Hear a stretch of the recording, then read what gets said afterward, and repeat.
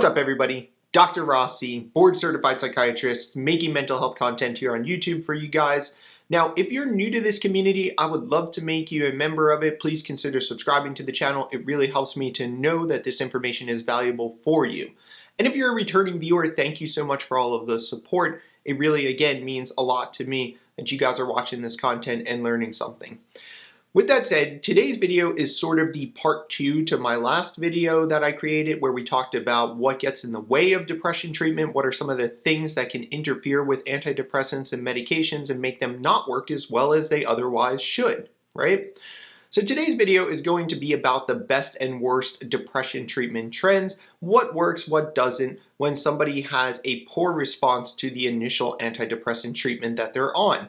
And we're going to go through all of the different things, first starting with a little talk about defining treatment-resistant depression and defining antidepressant responses and such.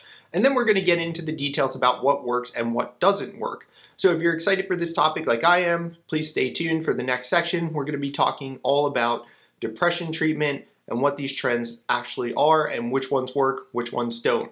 We should first take a second to describe treatment-resistant depression, and different sources are going to give you a different definition of this, but in general, we can think about treatment-resistant depression as somebody who has had an inadequate response or no response to at least 2 medication trials. So this is a person who has been tried on medication before for an adequate duration with an adequate dose who doesn't respond well or has no response whatsoever. So in treatment-resistant depression, there's also some other classifications. There's sort of a 5-stage method. Now, I've given you guys my own sort of 5-stage method, but there's other ones that are defined in the literature. And this one looks at different stages 1 through 5, with stage 1 being the failure of a single medication, a single class of antidepressant.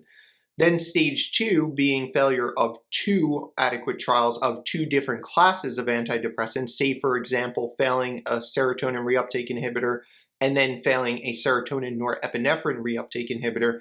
That would be stage 2. And then stage 3 would be stage 2, again, failure of SRI, SNRI, plus the failure of a TCA, a tricyclic antidepressant. And then we can go to stage 4, where this would be building again on stage 3. So you failed the SRI, you failed the SNRI, you failed the TCA, and now you've also failed an MAOI, monoamine oxidase inhibitor. The final stage is somebody who's failed everything and they failed bilateral ECT. So they haven't even done well with ECT, which is generally still considered the most effective treatment that we have for depression. Now, what we have to keep in mind here is very, very important, is that with every medication failure, with every failure of neuromodulation technique, say like TMS, for example, the person's depression tends to get more resistant. So they actually become more resistant as the failed trials build up. So it's an important point to keep in mind clinically. In this section, I really want to talk to you guys about antidepressant response and remission rates. This is very much misunderstood, and when quoted by other people in popular media or people who are against psychiatry as a profession, they kind of misconstrue these results from the study. So I want to make them very, very clear to you guys here so that you actually know what you're talking about when you mention these things. Now, antidepressant response rates. So first of all, let's define response and remission, right? Response is going to be a 50% reduction in symptoms measured by something like a PHQ-9 scale. And remission is going to be full remission of all symptoms, completely asymptomatic and in full remission. So again, response, remission. So we have to define that first.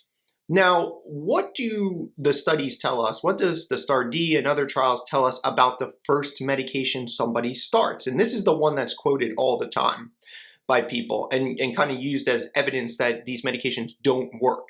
Well, one of the things that's never talked about with that first trial of medication is that actually 50% of people respond to it. So half of the patients that take that first medication have a response. They have a 50% reduction in symptoms.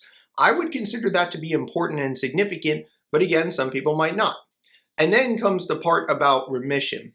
This is where people will tell you that about 1/3 of people achieve remission with the first medication trial.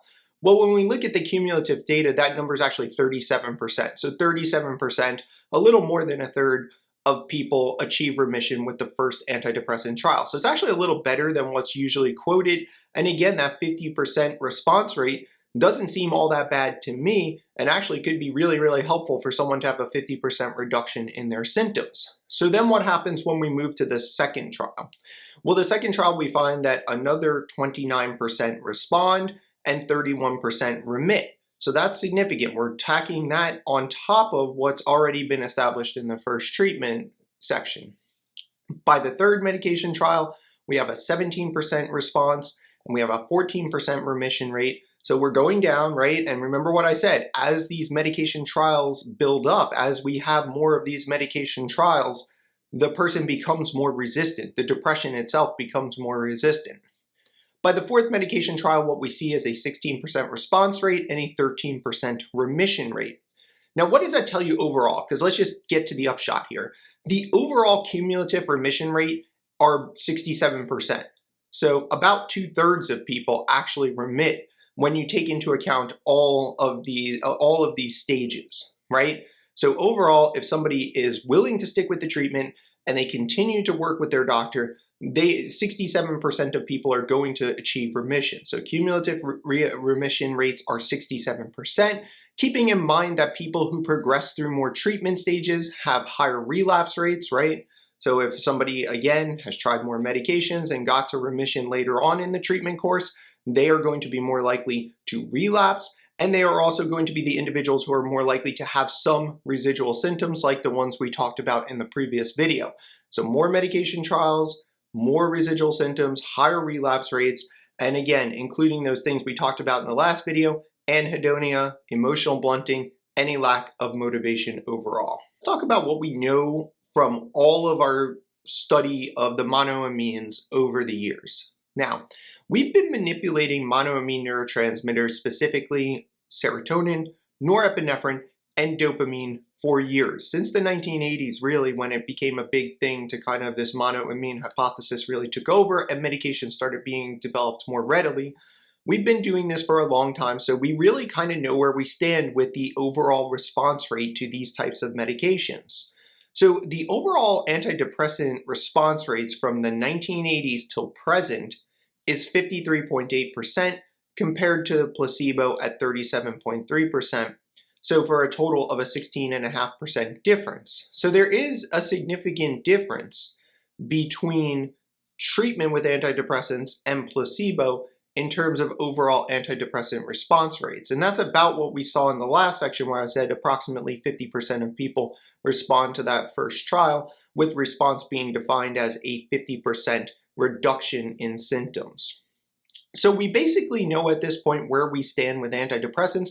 We know what they can do, we know what they can't do, and we do know we have to be mindful of things like anhedonia, emotional blunting, and lack of motivation lingering around for people even when their other depressive symptoms are adequately treated. What do you do when somebody is having a poor response to medication and you're not sure what's going on?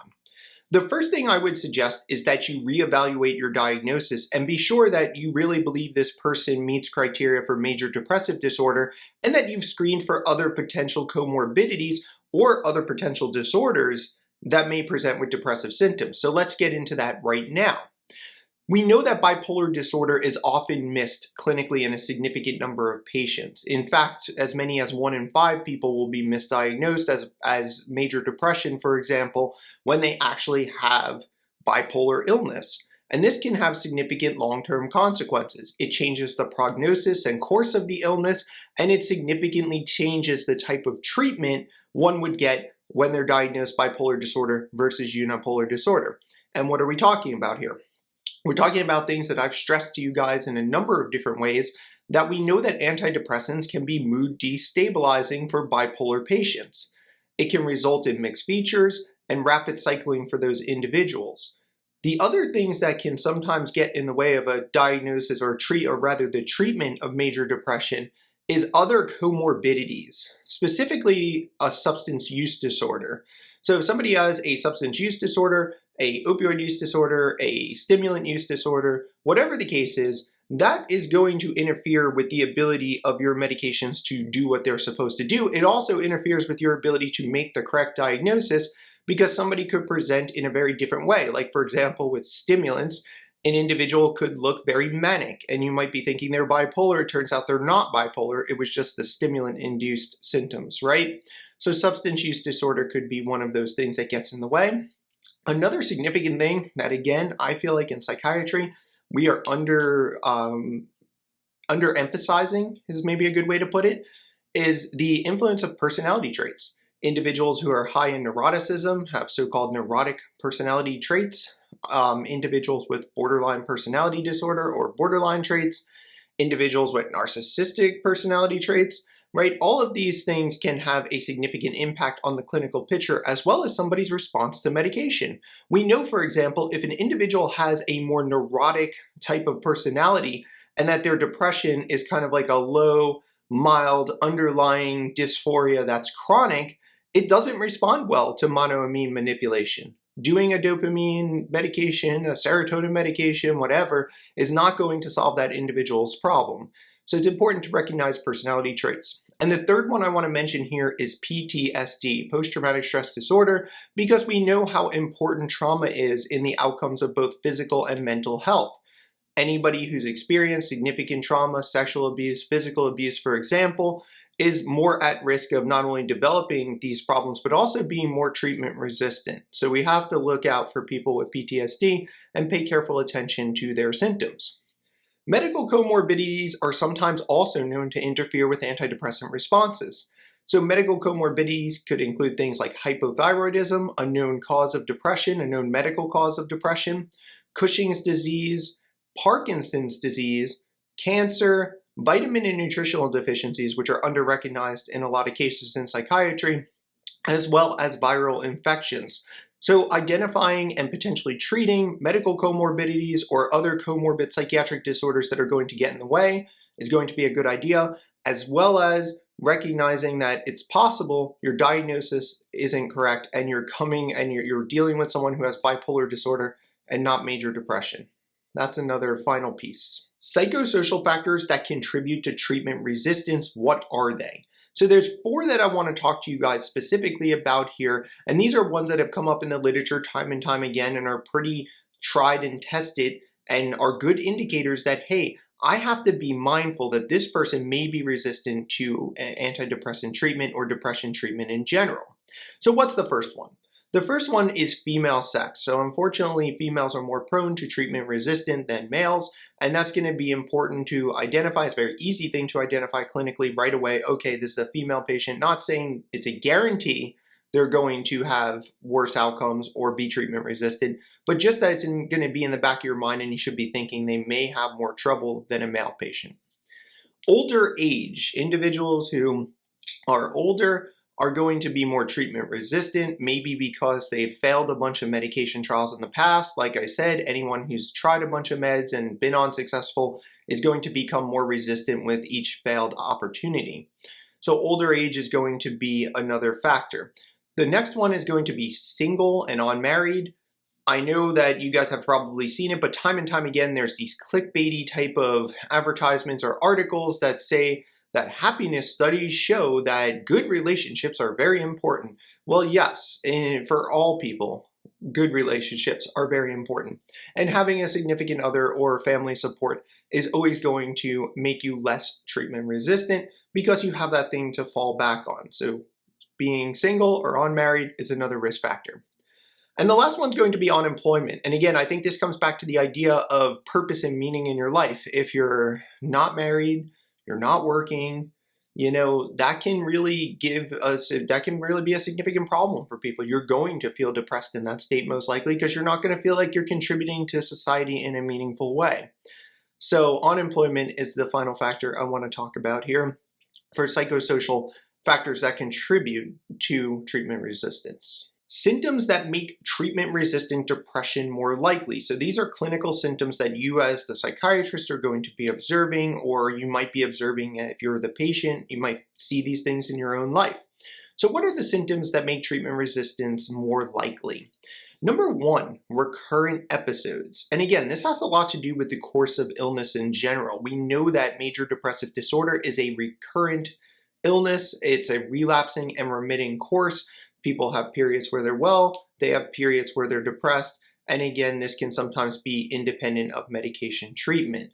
So there's a course of illness that indicates that as we have, again, more episodes, the illness is obviously more severe. And in psychiatry, most will tell you that 3 or more episodes of major depression in one's lifetime is an indication to continue treatment indefinitely. Specifically, medication treatments are usually justified at that point because of the severity that these recurrent episodes are indicating to us. The second one is severe depression that results in inpatient treatment. So again, this is a measure of severity, right? Not everybody who has a major depressive episode ends up hospitalized in an inpatient unit. In fact, many people probably don't seek any treatment at all, and it just naturally over the course of 6 months dissipates and they're fine. So a lot of people aren't even receiving treatment. So if you end up in the hospital, it's an indicator of severity, indicating that treatment resistance is going to be more likely. Again, it doesn't guarantee anything, but just makes it more likely. And there's 3 final things that I think will also make treatment resistance more likely, and that's going to be high anxiety. So somebody who not only has a major depressive episode, but has really, really powerful, painful anxiety associated with it, or anxious distress associated with the depression, that's going to be an issue. People who have really bad insomnia, we know that people who aren't sleeping don't do well. We know that sleep in general is healthy for us and restorative, and that we need it to continue to function adequately. So insomnia is another thing that can result in treatment resistance. And the final one being one that's actually medical. It's a history of migraine. So people who have a history of migraine or ongoing migraine headaches can actually have been proven to be more treatment resistant. So migraine is kind of the strange one to me, but anxiety and insomnia I can certainly see. So I've been talking to you guys a lot about trauma recently in general, and I've been saying trauma has this huge impact on our physical and emotional health. Now, childhood trauma plays a huge role in treatment-resistant depression. And you might be saying, well, how big of a role and how do we know? Well, response and remission rates with SSRIs or SNRIs are significantly lower in patients who have a history of childhood trauma. Now, the next best question would be, well, how bad is this, or how low of a response rate are we talking about? Response rates in those with a history of childhood trauma were 82.3% versus 17.7% in those who experienced trauma. So in your regular controls who have no childhood trauma, they have an 82.3% response rate. Now, in those who have experienced childhood trauma, these individuals have a 17.7% response rate, so significantly lower. Remission rates likewise are similar here as well. Those who have no childhood trauma have remission rates of 84.1%, whereas those with childhood trauma have a remission rate of 15.9%. People with major depression are almost 2 times less likely to achieve a response if there's abuse between the ages of 4 and 7. So if there's an identification of childhood abuse between the ages of 4 and 7, they are 2 times less likely to respond to medication treatment. So this is a significant factor that we have to be aware of. One of the more complicated places to be as a psychiatrist is the individual who has started a medication and who doesn't do well with it, either has a poor response or no response with that first medication. The question then becomes, what do you do? And there's an array of different possibilities. That's the trouble. There's so many different ways you could go with this. It's hard to say which one is the best. So one approach might be to simply switch the antidepressant class. So this person took an SRI, serotonin reuptake inhibitor. We're going to go with an SNRI, serotonin norepinephrine reuptake inhibitor. That's one reasonable strategy. You could certainly do that. A second one would be to combine antidepressants. So this would be the example of taking your sertraline, which is a serotonin reuptake inhibitor, and combining it with something like bupropion, which is a norepinephrine and dopamine reuptake inhibitor. So you get essentially all 3 neurotransmitters being modulated in some way by these 2 medications in combination. So that would be antidepressant combinations. You could add in a dopamine blocking medication. Again, another common strategy. This would be the example of adding in aripiprazole, for example, brexpiprazole, quetiapine, risperidone, etc. Right? Add a dopamine blocking medication. Some nutraceutical options include things like omega-3 fatty acids, which do have some evidence. You could try that in doses of about 1 milligram twice per day. You could also try L-methylfolate, because many people are deficient in the particular enzyme that is going to convert folate to methylfolate, and if you don't have that, it's a significant problem in the production of serotonin. So you could do L-methylfolate as well. You could also add in psychotherapy if the individual is not in psychotherapy. That's a very reasonable strategy and probably should be done early on. And or you could start neuromodulation. You could refer the person for something like TMS. You could refer them for ketamine treatment or ECT if you think it's appropriate. At this point, you might be wondering, out of all those options, since there's so many different ways you could go with this treatment, what is the most effective? Well, hands down, the most effective thing to do for a person who has a poor response to the initial antidepressant treatment is to add a dopamine blocking medication such as aripiprazole. Now, you might be saying to me, Dr. Ross, that seems like a huge jump. You're going to start adding in these antipsychotic medications, dopamine blocking medications that have a lot of risk. And I said, and that's because I didn't say they don't have risks or side effects. What I said was they're the most effective thing to do. So do you want the most effective thing, or do you want the safest and most conservative strategy? What I'm telling you here is the most effective way to go, not necessarily the most conservative or reasonable strategy, depending on the patient's preferences. If they really want to get better and they want to get better fast and they really need to do something drastic, this might be the way to go. Otherwise, there are other options, as I've already detailed. So response and remission rates are much higher when you're talking about the addition of dopamine blocking medications to an existing antidepressant. But again, it comes at that price of increased side effect potential. So what are the most used dopamine blockers in antidepressant augmentation?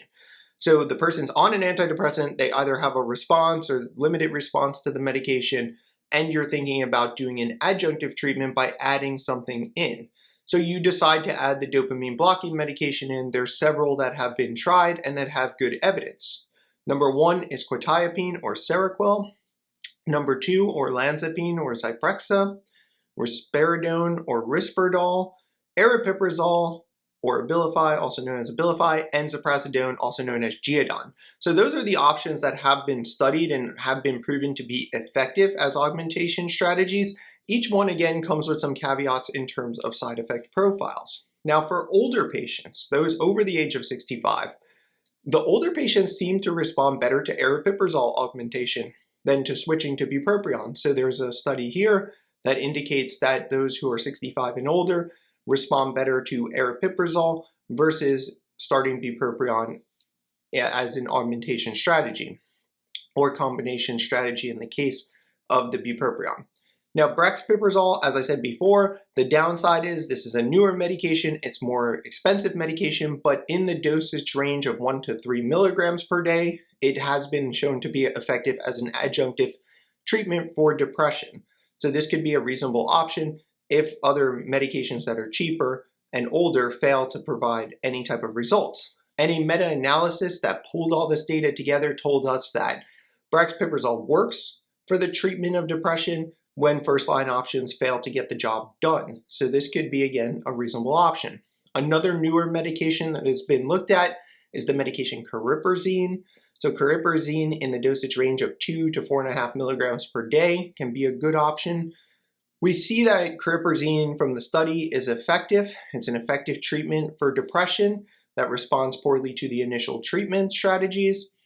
The downside is, again, adverse effects. This is seen in 10% or more of patients who take cariprazine. Specifically, the big one with all of these partial agonists seems to be akathisia. So there's a high risk for akathisia as well as insomnia and nausea. 2 other medications I'll mention here that could be reasonable options would be lurasidone and lumateperone, which are also being looked at for the treatment of depression. I told you guys before that adding a dopamine blocking medication is going to come with a price, and the price is usually more side effects. Now, you might be asking, Dr. Rossi, what are the most concerning side effects that patients have when they're being prescribed these medications? Well, the number one issue, and this should be obvious honestly, is weight gain. So 60% of people report a concern of gaining weight on these medications, which is a totally reasonable concern and one we should definitely be weighing heavily when making the decision to use this medication. The second one is, of course, metabolic side effects, which go hand in hand with the weight gain. So that would be fasting blood glucose increases, lipid increases such as cholesterol and triglycerides, as well as, again, obesity and things of that nature that go along with these metabolic side effects. The next one is EPS, extrapyramidal symptoms, which is quite rare in the second generation medications, but can still happen in the higher potency ones like Risperdal, for example. Sedation or feeling tired, right? That's going to be a problem. Then akathisia, that's the internal sensation like I have to continue to move. I feel like I can't sit still, so akathisia. And the final one being prolactin-related effects such as galactorrhea or gynecomastia for men. Those are the main concerns when we talk to our patients about starting one of these medications. I want to talk about two additional pieces here before I wrap this video up. One is anti-inflammatory medications. Now, I've done videos in the past for you guys where I've detailed out this inflammatory hypothesis of depression, saying that it seems that one of the subtypes of major depression has to do with high inflammatory biomarkers.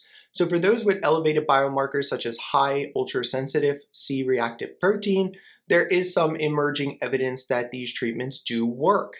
So medications like celecoxib is one, for example, omega-3 fatty acids, as well as statin drugs and the antibiotic minocycline.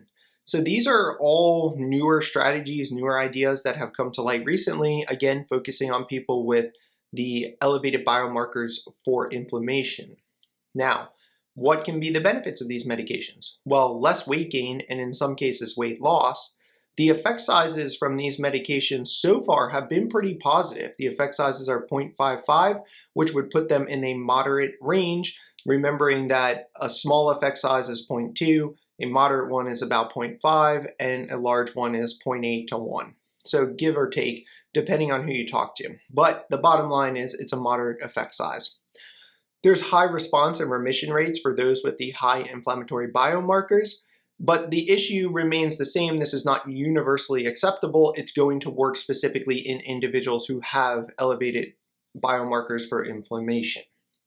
The second piece I wanted to mention here is the glutamate modulators, because this is becoming a big thing and there's going to be other drugs in development that are going to look at the glutamate system.